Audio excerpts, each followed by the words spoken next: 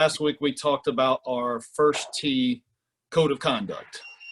Now, I'm pretty sure all of you remember that, but it was about respect. So it was respecting ourselves, others, and respecting our surroundings. So I hope all of you have been working on that this past week, making sure that we are respecting one another, especially not getting on each other's nerves, being good helpers around the house, cleaning up, and being respectful and responsible for everything around the house. This week, our core value is going to be about honesty and some sportsmanship. So we're going to play some games today, make sure we're working on sportsmanship. Whether we win or lose, we got to make sure we act the right way. And honesty, always got to be honest. Pretty good rule. I know everybody knows that you should always tell the truth, but sometimes we may think, oh, we're going to get in big trouble for this, and we might want to tell a fib. But honesty is going to be the best policy. If you tell the truth from the beginning, I guarantee the punishment will be nowhere near as bad as if you tell another fib about it. So make sure we're always going to be honest in everything we do. That being said, what are we supposed to be honest about in golf? Anybody have an idea? What about our score? Should we always tell the correct score? I mean, if you got a 42 on one hole, pretty tough time, but you should say, hey, I got a 42. If you got an 8, you got an 8. If you got a 3, you got a 3. Whatever you get is what you get. You're responsible for that score because you're the one that did all the hitting and the whacking and the whatever it is that you did to get out there. So make sure you're always going to be honest about your score. People never want to play with somebody who doesn't tell their correct score. I always like to tell the story of Peter the Cheater. There was a lady who hired me years ago at the first tee, and she talks about a reunion that she had with all the people that grew up at this golf course and worked for this head golf pro. And they all got there, and everybody's looking around, and everybody goes, where's Peter the Cheater? So this was like 30 years after they had all worked together when they were probably 15 to 20 years old, and they still called this guy Peter the Cheater because he wouldn't tell the correct score. So we never want to be called Peter the Cheater. We never want to be known as that kind of person, especially if it sticks with you for 20 or 30 years. That's not good. So let's make sure we tell the correct score and get going. Now, we need to get loosened up, so I need everybody to get up, get some space around you where you can get some moving going on, because we need to get loose, loose, loose. So the first thing we're going to do is just simple jumping jacks. Make sure you got room around you. Make sure you're not going to whack into a wall or something, so make sure you got plenty of room. We're going to knock out 10 jumping jacks real quick. Ready? Here we go. In 1, 2, 3, 4, 5, 6, 7, 8, 9, 10. Oh, that's pretty good. Shake the arms out. Shake the arms out. I'm going to shake the arms. We got to get loose. Got to get loose. Got to get that blood flowing. I saw a couple of you sitting there on the couch today, so I hope you haven't been sitting there all day. I hope you've been doing your homework. Well, you've been working on getting smarter during this break away from the schoolhouse, but you still got school at home. Make sure you're getting smarter. So now, what we're going to work on are burpees. Hope everybody knows how to do a burpee. If you don't, I'm going to show you real quick. All you're going to do is you're going to drop down, keep your feet down, bring them back up, and jump up. We're going to do 10 of these. Now, when I get finished with 10 of these, I'm going to be out of breath. But that's a good thing. I got to get my heart rate going, get some oxygen into my body. So here we go. 10 burpees and go. Here we go. And 1, 2, 3, 4, 5, 6, 7, 8, 9, and 10. Whew. Oh, man. So that gets your heart rate going really, really good. Now we're going to work on something to build our leg strength. I'm going to call these the slow squats.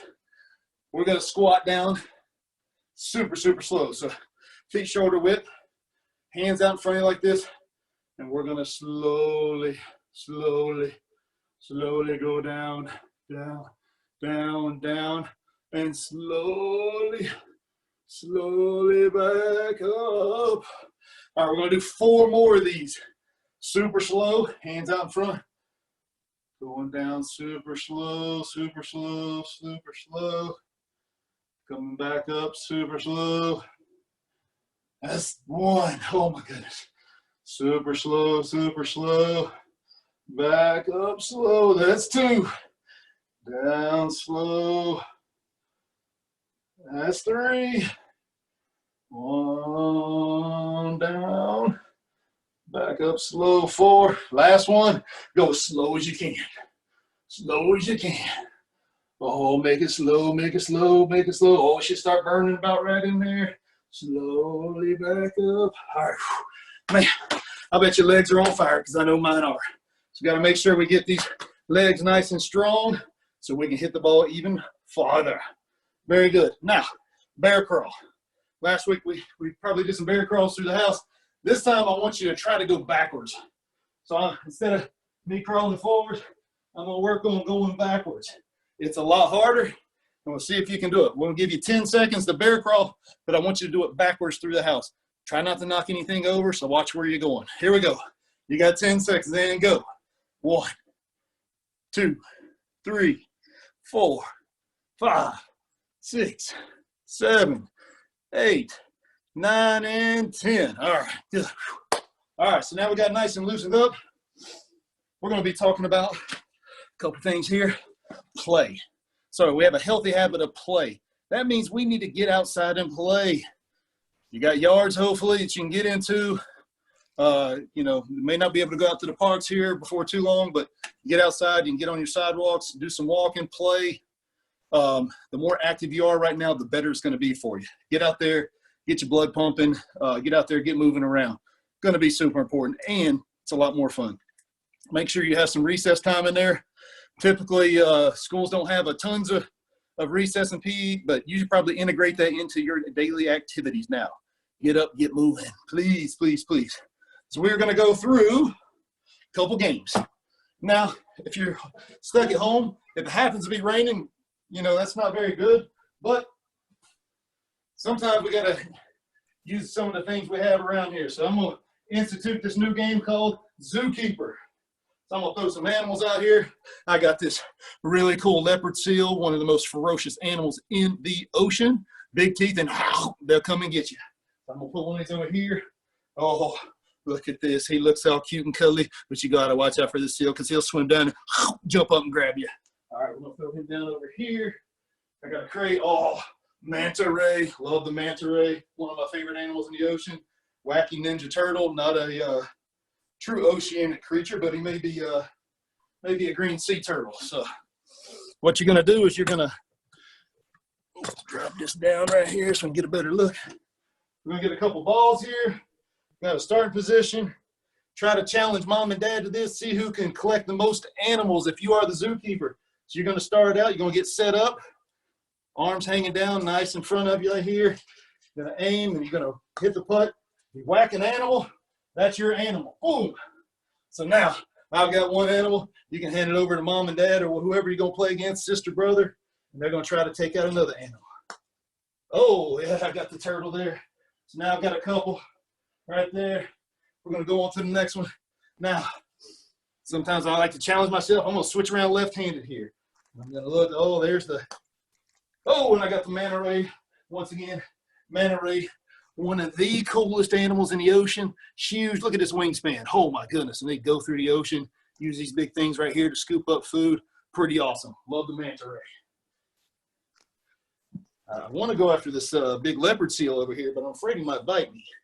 So I'm going to try to get him anyway. Oh, I got him in the flipper. He's now mine. So the job with Zookeeper is you want to try to get the most amount of animals you can. So if you have a ton – if you have a ton of stuffed animals, brother, sister, mom, dad, whoever, challenge them to a game of Zookeeper. Who can collect the most of them? Vary the distances because you want to challenge yourself to hit at different distances and control that. Now, today our golf fundamental is talking about aim.